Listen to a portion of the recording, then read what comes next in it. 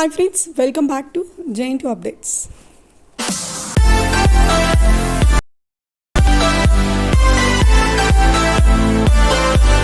ఈ వీడియోలో బీటెక్ సంబంధించి ఫస్ట్ సెమిస్టర్ R23 రెగ్యులేషన్ వాళ్ళకి అసలు మనకి అకాడమిక్ క్యాలెండర్ పరంగా మూవ్ అవుతున్న కాలేజెస్ వాళ్ళు అంటే ఆ రూల్స్లోనే ఫాలో అవుతారా, మిడ్ ఎగ్జామ్స్ ఎలా జరుగుతాయి, మిడ్ మార్క్స్ ఎలా క్యాలిక్యులేట్ చేస్తారు, ల్యాబ్ ఎగ్జామ్స్ ఎలా జరుగుతాయి, ఎక్స్టర్నల్ ఎగ్జామ్స్కి మిడ్ ఎగ్జామ్స్కి ఉన్న లింక్ ఏంటి అనే దానిపైన ఈరోజు మనం ఈ వీడియోలో క్లారిటీగా తెలుసుకుందాం.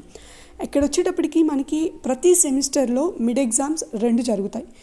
ఈ 2 మిడ్ ఎగ్జామ్స్ని యావరేజ్ తీసుకొని, యావరేజ్ అంటే కొన్ని ప్రాసెస్ అనేది ఉంటుంది. సో అసలు మిడ్ ఎగ్జామ్స్ ఏ విధంగా క్యాలిక్యులేట్ చేస్తారు అనే దానిపైన నేను నెక్స్ట్ వీడియో అయినా చేస్తాను. లేదు అంటే ఎప్పుడో ప్రీవియస్గా ఒకసారి అప్లోడ్ చేస్తున్నాను మన ఛానల్లోని. సో ఆ మీరు ఒకవేళ మిడ్ ఎగ్జామ్స్ ఎలా క్యాలిక్యులేట్ చేస్తారో కావాలనుకుంటే ఈ పేజ్లోనే మనం అప్లోడ్ చేయడం జరిగింది, ఒకసారి చెక్ చేసుకోండి. లేదు అనుకుంటే రేపు మార్నింగ్ కానీ రేపు ఈవినింగ్ లోపల మిడ్ ఎగ్జామ్ మార్క్స్ ఎలా క్యాలిక్యులేట్ చేస్తారనేది నేను అప్లోడ్ చేస్తాను. ఇక్కడ అకాడమిక్ క్యాలెండర్ పరంగా చూసుకుంటే ఫస్ట్ మిడ్ ఎగ్జామ్ మనకి నెక్స్ట్ మంత్లో ఉంటుంది. నెక్స్ట్ మంత్లో ఇక్కడ పిలిచింది 3 డేసే. సో 6 సబ్జెక్ట్స్ ఉన్నాయనుకోండి, రోజుకి 2 సబ్జెక్ట్స్ అలా పెట్టేస్తారండి. యాజ్ పర్ యూనివర్సిటీయే ఫాలో అవుతారు. మిడ్ ఎగ్జామ్స్ కానివ్వండి, ఎక్స్టర్నల్ ఎగ్జామ్స్ కానివ్వండి. అండ్ మిడ్ 2 వచ్చేప్పటికి డిసెంబర్లో జరుగుతుంది. ఇక్కడ ల్యాబ్ వచ్చేటప్పటికి మనకి ముందనే జరగవచ్చు, అంటే ఇక్కడ ఇచ్చిన డేట్ 1 or 2 డేస్ ముందన జరిగిపోవచ్చు. లేదు అనుకుంటే కరెక్ట్గా యాజ్ పర్ అకాడమిక్ క్యాలెండర్ అయినా ఫాలో అవుతారు. ఇక్కడ వచ్చేప్పుడు మరొకటి థియరీ ఎగ్జామ్. థియరీ ఎగ్జామ్స్ వచ్చేప్పటికి ఖచ్చితంగా అకాడమిక్ క్యాలెండర్ పరంగానే మనకి నోటిఫికేషన్ ఇవ్వడం జరుగుతుంది. ఇక్కడ మెన్షన్ చేసిన డేట్ పరంగానే ఎగ్జామ్స్ కూడా జరుగుతాయి. అంటే మీకు నవంబర్లో నోటిఫికేషన్ ఇవ్వడం జరుగుతుంది యూనివర్సిటీ, డిసెంబర్ నుంచి ఎగ్జామ్స్ స్టార్ట్ అవుతాయి.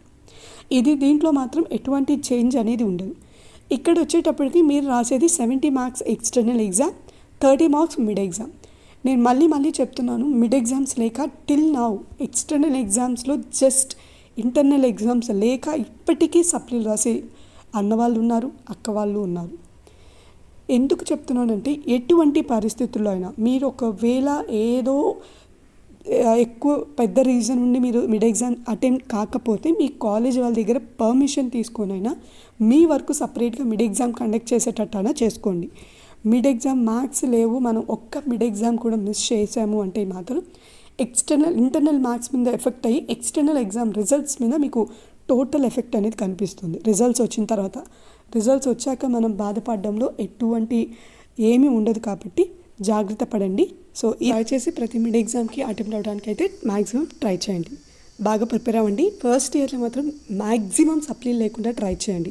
ఫస్ట్ ఇయర్లో సప్లీలు పడితే మాత్రం అది నెక్స్ట్ సప్లీలో కానీ మనం క్లియర్ చేసుకోకపోతే మాత్రం 4 years కంప్లీట్ అయినా కూడా సబ్జెక్టులు క్లియర్ కాని వాళ్ళు ఫస్ట్ ఇయర్ సప్లీలు ఇప్పటికీ రాసే వాళ్ళు ఉన్నారు. బాగా ప్రిపేర్ అవ్వండి, ఎగ్జామ్స్ బాగా రాయండి. I wish you all the best. And ఇక్కడ వచ్చేటప్పటికి మీకు ఏమైనా డౌట్స్ ఉంటే మాత్రం కామెంట్ బాక్స్లోకి వచ్చి కామెంట్ చేయండి, తప్పకుండా రిప్లై ఇస్తాను. Thank you so much for watching JNT Updates. Keep supporting for JNT Updates.